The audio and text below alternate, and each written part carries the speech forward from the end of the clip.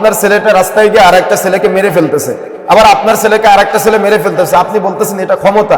এটা ক্ষমতা নয়, এটা হলো হারাজ। রাসূলুল্লাহ সাল্লাল্লাহু আলাইহি ওয়াসাল্লাম বলছেন কিয়ামতের আগে হারাজ বেড়ে যাবে, মারামারি বেড়ে যাবে।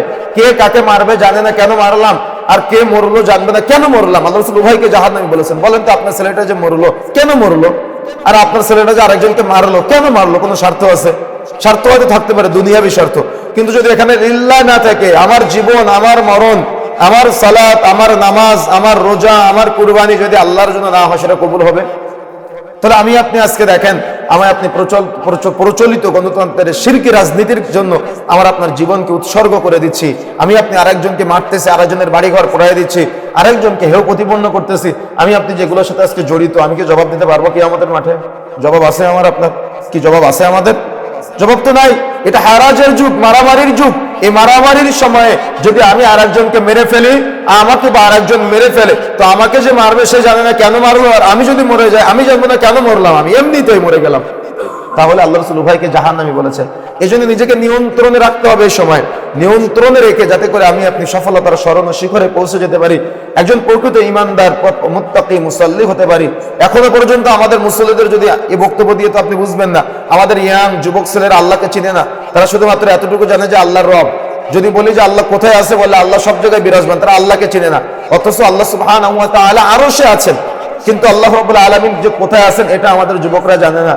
আল্লাহ সুবহানাহু ওয়া তাআলা যে আমাদের রিজিক দাতা এটা জানে না, শুধু জানে যে আল্লাহ সৃষ্টি করেছেন। বলে তোমার সৃষ্টিকর্তা কে? বলে আল্লাহ। কিন্তু পালনকর্তা হিসেবে আল্লাহকে মানে না, মালিক হিসেবে আল্লাহকে মানে না, রব হিসেবে আল্লাহকে মানে না। যেমন সূরা নাসের মধ্যে আমরা কি পড়ি? মালিকিন নাস, ইলাহিন নাস, এবং শুরুতে পড়ি রব্বুন নাস, তাই না? অর্থাৎ রব হিসেবে, মালিক হিসেবে, ইলাহ হিসেবে বান্দারা আজকে আল্লাহকে চিনতে পারে নাই। এখন যদি আমি আপনার কাছে প্রশ্ন করি যে আপনি তো একজন মুসলমান, আপনি বলেন তো তাওহীদ উলুহিয়্যা মানে কি? আপনি বলেন তো তাওহীদ রুবুবিয়্যা মানে কি?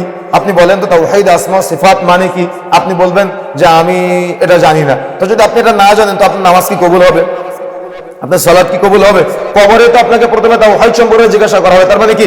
মার রব্বুকা, তোমার রবকে, এটাই তো তাওহীদ। তো আপনার সন্তান যদি দুনিয়াতে রবকে না চিনে, তো কবরে বলতে পারবে যে রব্বি আল্লাহ, আমার রব আল্লাহ।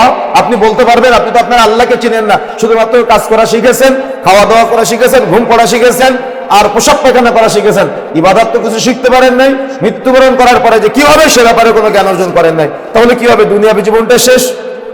একজন হিন্দু তো তার চাইতে ভালো, অমুসলিম তো তার চাইতে ভালো। তাহলে আমি আপনি যে মুসলমান হলাম, কতটুকু মুসলমান হতে পেরেছি আমি আপনি? কতটুকু মুত্তাকি হতে পেরেছি?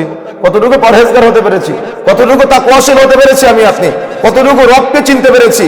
যেদিক থেকে এসে ওদিক থেকে এসে আমাকে আপনাকে রবের দাওয়াত দেবে, ইলাহর দাওয়াত দেবে, পথভ্রষ্ট হয়ে যেতে হবে। এই জন্য প্রিয় বন্ধুরা আমার, আমাকে আপনাকে বিশেষ করে তাওহীদ উলুহিয়্যা, তাওহীদ রুবুবিয়্যা, তাওহীদ আসমা ওয়া সিফাতের কোর্স করা দরকার। প্রত্যেক ইয়াং যুবক যারা আছে তাদের আল্লাহ সম্পর্কে জানা দরকার, আল্লাহকে চিনা দরকার। আপনি হয়তো বলতে পারেন যে আমার গ্রামে দাওয়াত হয় না, এভাবে দাওয়াতি কাজ চালু করতে হবে ধীরে ধীরে।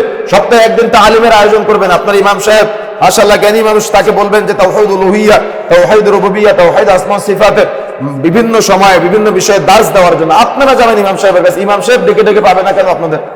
ইমাম সাহেবের কাছে নিজেরা গিয়ে শরীয়তের জ্ঞান অর্জন করবেন, শরীয়তের ইলম অর্জন করবেন, জানার চেষ্টা করতে হবে।